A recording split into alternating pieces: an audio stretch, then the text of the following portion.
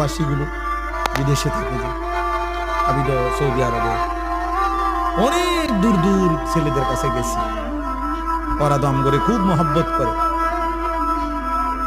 তাইলে এই নিজের রান্না নিজের, কত ছেলে যে বিশ্বাস করো ভাইয়া, কি পরিমাণ কান্দে আল্লাহর কসম, এটা যদি আমি দেখাইতে পারি। এখান থেকে এটা বিদেশ অনেক কষ্ট, এই কথাটা কইলে তুমি বুঝতে না ভাইয়া, অনেক কষ্ট, এটা কইলে তুমি বুঝতে না, এটা কইতে তো 1 মিনিট লাগছে, আর অনেক কষ্ট। তো বাস্তবতা হলো তার চাইতে অনেক বেশি কষ্ট।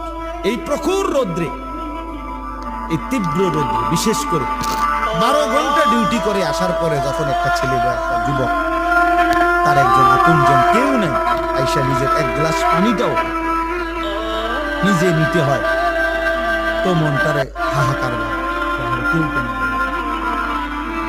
অথচ 28 বছর বিদেশ করতেছে।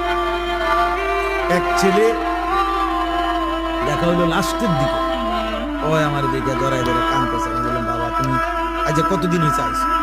কয় হুজুর 3 বছর, এই শেষ আমার যে ছেলেটা খেজুর এনে দিছে মদিনা, ও ছেলেটা বলতেছে যে আজ 3 বছর হয়েছে বাড়ি থেকে আসছি, একবারও যাই না।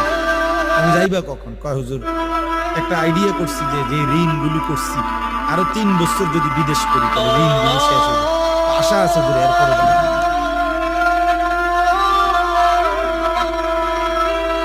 অল্প বয়সী ছেলে।